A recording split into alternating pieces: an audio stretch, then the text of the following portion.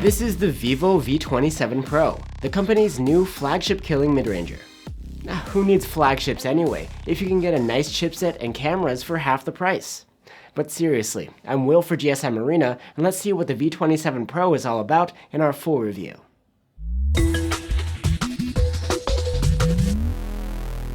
The Vivo V-series mid-rangers are camera-centric phones that recently have been known for their color-changing abilities, and the V27 Pro fits that same mold. But at the same time, it is a considerable upgrade over its predecessors. It brings a new high-end chipset, revamped cameras, and a larger display. The phone is rather lightweight for its large size, and it feels quite thin in the hand. Both the front and glass back curve into the plastic frame. The matte finish feels smooth and is smudge-resistant too. The color change is quite neat, but that's only if you get the phone in the blue finish. If you want to skip that, there's also a regular black variant. The V27 Pro's display is a curved 6.78-inch AMOLED with a 1080p resolution and a 120Hz refresh rate. With a pixel density of 388 ppi, content looks sharp enough on this panel and is quite contrasty too. There's support for HDR10+, and you can achieve great color accuracy depending on your color settings. When it comes to brightness, the display is about average for the class. We measured a maximum of 480 nits with a manual slider, and this can boost up to 680 nits in auto mode. And the refresh rate handling here is pretty straightforward. You get 120Hz to smooth out your swiping and scrolling, and it will dial down to 60Hz when idling to save energy. Just like the previous models, the V27 Pro doesn't have stereo speakers. The single bottom-firing speaker provides just average loudness, and the sound quality is average too, with good vocals but lackluster highs and bass. I'm wide awake, but you're a nightmare. For biometrics, the Vivo V27 Pro has an optical under-display fingerprint reader. And you can get the V27 Pro with 128 or 256 gigs of storage on board, but that isn't expandable through microSD. The interface of the phone is Vivo's FunTouch OS 13 on top of Android 13. It provides plenty of custom features. For example, the looks are a bit different from stock Android. Instead of bubble-style quick toggles, you get simple blue circles. In settings, you can customize the looks and animations you encounter throughout the interface. The recent apps menu is customizable too. You can choose between the standard carousel formation or horizontal tiles layout. One nifty feature is that you can launch an app or task by holding the volume down key. And an ultra game mode is available, and it even has an in-depth overlay like you'd find on dedicated gaming phones. While the previous models ran on mid-tier silicon, the Vivo V27 Pro takes things up a notch with this new MediaTek Dimensity 8200. It's built upon a 4nm process and provides flagship-grade performance. There's also support for LPDDR5X RAM. In benchmarks, the V27 Pro tops the charts for its price range, earning higher scores than phones running on a Snapdragon 870, for example. Both the CPU and GPU performance are great, and heavy games and multitasking are no problem here. Even better, the V27 Pro does an excellent job when it comes to thermal management, putting out a great performance in our prolonged stress tests. The Vivo V27 Pro has a 4600 mAh battery, which is slightly smaller than the V25 Pro's 4800 mAh. It seems to be much more efficient though, because the battery life here is a considerable improvement.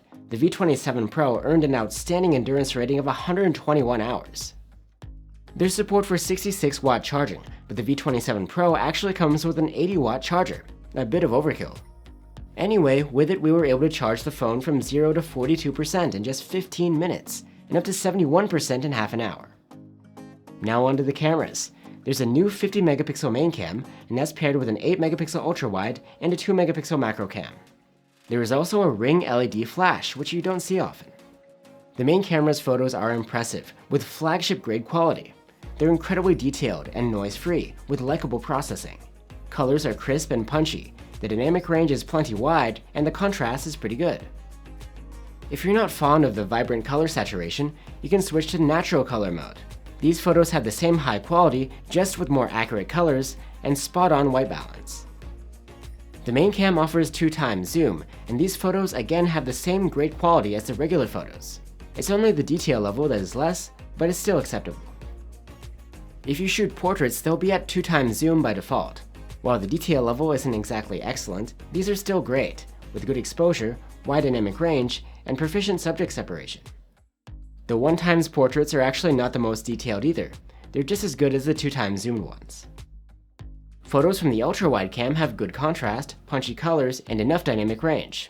The detail level is just average, but at least the level of sharpening is balanced. Close-ups from the macro cam are decent for what they are, but you can't expect much detail from a 2-megapixel sensor. In low light, the V27 Pro applies night mode processing automatically. These photos are superb, with great exposure, more than enough detail, low noise, and good-looking colors. The dynamic range is great too. There is also a dedicated night mode you can toggle on. There isn't a huge difference, but you get brightened up skies and slightly lower sharpness in some scenes. The low-light photos from the ultra-wide camera are good. They again get automatic processing, and the exposure, dynamic range, and color saturation are great. The detail leaves more to be desired though. The toggled night mode produces almost identical results. It sometimes brightens up the skies even more, but it may also introduce more noise. For selfies, the V27 Pro has an impressive 50-megapixel front-facing cam, which also has autofocus. Selfies have an amazing level of detail and sharpness, with pleasant colors, spot-on contrast, low noise, and outstanding dynamic range. A great showing. The V27 Pro supports 4K video capture at up to 60 FPS with both the selfie cam and the main camera. The quality from the main cam is impressive. There is a ton of detail, good contrast, spot-on colors, and balanced dynamic range. The ultra-wide cam is limited to 1080p. These clips have an average level of detail and are a bit soft. The colors and dynamic range are good though. There's electronic stabilization available for the main cam in 4K and the ultra-wide camera too. For some reason, the selfie camera doesn't support stabilization in 4K though, only in 1080p. In low light, the main cam's 4K videos are good. There's a lot of detail, nice exposure, low noise, and good color saturation. The dynamic range is just alright though. There is also a night mode available for the main cam, but only in 1080p. Still, the detail level is great considering the resolution, and you get superb dynamic range. So that's the Vivo V27 Pro. It's an excellent mid-range phone that in some ways holds up to even flagship standards. You have the unique design, great battery life, fast charging, a powerful chipset, and outstanding photo and video quality from the main and selfie cams. It's not perfect. You don't get stereo speakers, waterproofing, or stabilization for 4K selfie videos. But at the price this phone is going for, these aren't too hard to forgive. So if you're looking for a competitively priced flagship killer/camera phone, the V27 Pro is definitely worth recommending. Thanks for watching guys. If you're looking for alternatives to the Vivo V27 Pro, one option could be the Poco F4, or you could consider the Realme 10 Pro Plus. Let us know what you guys think, and I'll see you on the next one.